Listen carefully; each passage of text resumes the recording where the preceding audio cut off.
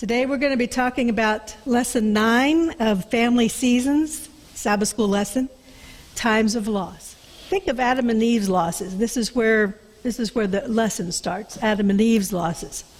The loss of innocence, the loss of the tree of life, their perfect garden home, the animals that provided the skins they wore.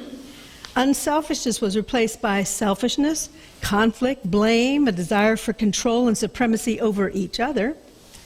The death of Abel, finally one of them lost a spouse, then the surviving partner lost his life. So many losses as a result of one decision. And of course we have Jesus coming to offer his life as a sacrifice.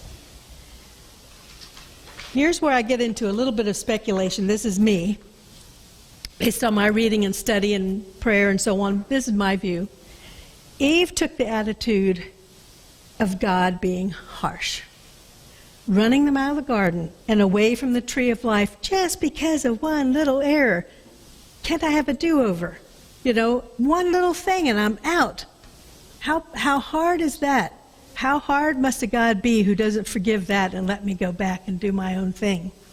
And then I feel like Cain undoubtedly took her attitude and felt like it was such a little thing to do something a little different than what God asked for. After all, he was bringing an offering, and the offering was to the correct God, but the offering was the fruit of his own work. He was not going to humble himself to ask his younger brother for a lamb from a herd of his brother's work. Now, he missed the whole point of the offering, pointing to salvation through the sacrificial Lamb of God. Sadly, though Ellen White talks about seeing Adam in heaven, this would be in the Great Controversy, pages 647, 648, she does never mention seeing Eve in heaven. Adam wasn't deceived by Satan or his wife. She was, but he put his love for his wife above his love for God, and thinking he couldn't live without her. He didn't think that if God gave him Eve, he could also give him another companion. After all is said and done, the saddest thing is he might spend eternity without her after all.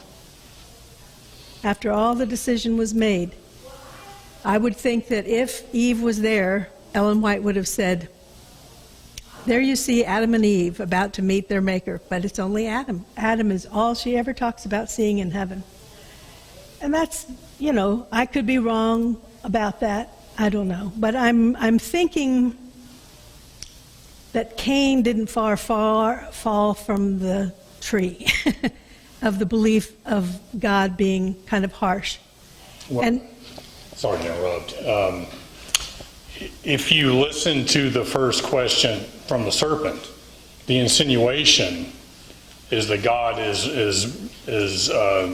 withholding something. The way it was phrased was brilliant. Simply brilliant. Did God say you are not to eat of the fruit of the trees of the garden? Okay, now Satan knew well that God had not prohibited them from eating the fruit of the trees of all the trees of the garden. He'd only prohibited them from eating from one fruit or one tree. And then Eve lies to Satan about God. How many of you knew that? That Eve is the first human to tell a lie. She lied about God. Anybody know what it is? Or even touch them. Thank you. She corrected the serpent and said, we may not eat of the fruit of the tree, one tree of the garden, nor shall we touch it.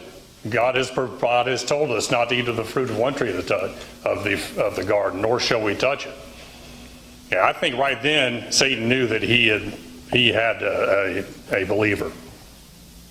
And you can wildly speculate on the methodology used by Eve to convince Adam to take the fruit and his motivations and this, that, and the other. I've heard dozens of different theories and probably hear another dozen before I go to sleep. But we have some insightful writing. It's a great read to go read the first 5 chapters of Patriarchs and Prophets, from the why was sin permitted through creation through the expulsion of the gardens. She has some very wonderful insights there.